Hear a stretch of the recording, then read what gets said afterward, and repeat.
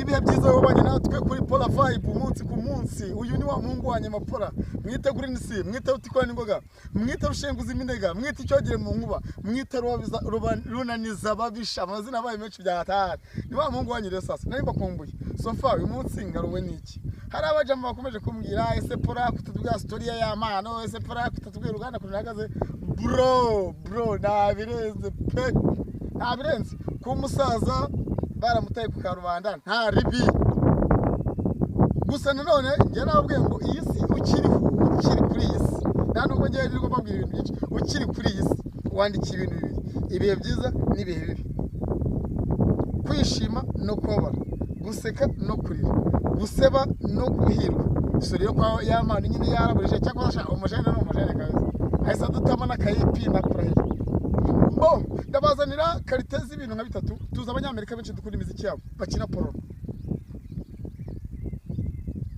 Yamana ni igitangaza cyangwa ako gatera mbere ntabwo gakwiriye kugera iwacu. Erega no mu Rwanda nabwo twakina n'uduporo no nta ribi. Rero abantu bakomeje kumbwira se urabibona ute mu mboni yawe ubusesenguzi? Njye nabonye nta birenze kuko umusaza njye nababwiye ngo uyu muziki wo mu Rwanda, ubwabo bwo mu Rwanda abenshi buzanaturisha n'umwanda ndakurahiye. Nyine tu ikigaga cye yasebye ariko nabyaje n'umusaruro kuko yatumwongera kuvugwa garuka mu matwi yacu batubangamira.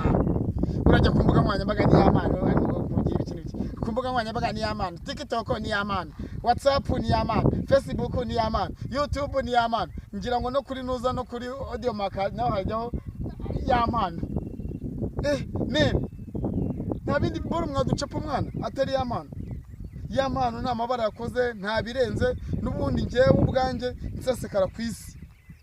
Igihe navukiye naje mu Rwanda icyo twita umuco n'undi kidahari kuko naje mu Rwanda umunyarwanda yica undi. Ese ubwo umuntu yakwica afite umuco? Naje mu Rwanda manukiye ku butaka bw'u Rwanda cyangwa se navukiye ku butaka bw'u Rwanda. Umunyarwanda mu guhiga nibwo se twari dufite umuco ra? Oya nta birenze ntabwo mutiza umurindi ngo yongere uwo kurwesa byarumeshe uko inkende igenda igera mu bushorishori bw'igiti niko irushaho gushyira ubusa bwawe ku gasozi. So rero nta kindi gihe kinzanye kuri Pola Vibe nenje kubabwira ko nta birenze nyine y'amano yarumeshe. Ariko ko yarumeshe ntago ari we wa mbere, nese ko bari hana bakina amaporono ntabwo dukunda imiziki yabo. Ko bakina amaporono ntabwo dukunda imiziki yabo. Kuba y'amano nyine mu bihe bye byo kuba yavugwa reka bamuvuge ni mu gihe, ariko nanone nta birenze. Nge ntagiye umuntu njya kumwe se y'amano amuvuga y'iki wengeye nazonye n'akantu kamwe ntabwo interesting ntabwo making sense. Nta kantu karimo pe, nta kantu karimo. Ndabashimira wote mu majyepfo, amajyaruguru, iburasirazuba n'uburengerazuba, umujyi wa Kigali ndetse ni na gatandatu wa diaspora. I love you so much, maximum respect, ndabasuhuza kandi ndabakunda cyane. Wowe wese mu kubana nanjye umunsi ku munsi, wowe wakoze subscribe kuri Pola Vibe no kuri Imana mu ijuru ni ibintu by'agaciro. Naho ubundi neraze ko saga y'amana irajya nababwiye nta birenze. Ejo tuzabana n'abandi. Erega na Jihad agapipike kagiye ku karubanda. Ese naga ducepa ibiganiro kuri The Dynamic Show. Gusa ntitwabyemeye. Nafite cyane ni Jihad Frog niko nyamana yivugisha ni frog ni cyahe I don't know. Ariko y'amana mumureke nyine ari mu bihe bye byiza. Gusa nyine tu buriya nababwiye ngo umuntu wese uturuka icyango ujye umutinya.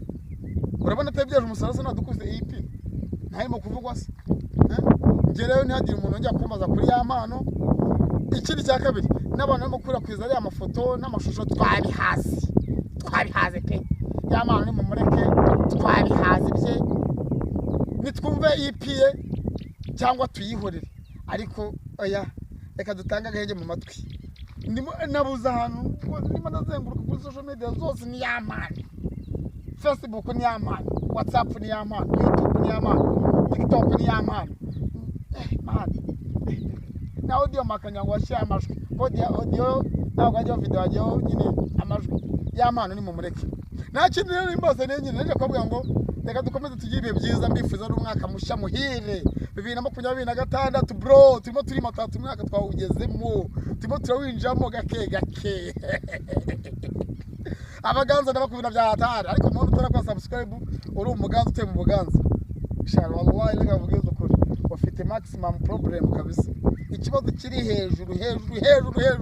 So nta kintu ababwira rero ibe byiza mukomeze mubane n'abantu banyu neza imbuga nkoranyambaga nazo muzikoresha neza hanyuma rero abagore namwe bafite abagabo n'abagabo bafite abagore irinde kujya mu shooting mu gukora bokulati ibyo bintu yamubyihorere yarigiye akantu ko gucika buriya y'amantu nyine tubereye isomo reka twikosore nyine twinjiye mu wundi mwaka dufite izindi content n'izindi type ariko genda biyamye sinshaka abantu bakomeza kumbwira y'amantu ngo yagize ibi nibi y'amantu nese n'ibiki bidasanzwe ikidasanzwe nuko yagiye ku Rwanda nyine urumva especially nko kubutaka bw'u Rwanda ariko nta n'umuco yishe kwako n'ubundi turimo tagenda tugarura umuco wari waratakaye already twigize gutakaza umuco natwe twagize gutakaza nta muco yishe ko ari byo turimo kubagarira so I love you so much ndabakunda cyane ntabwo nabagora nicyo neje kubabwira kuri iki cyumweru stay touch twagiye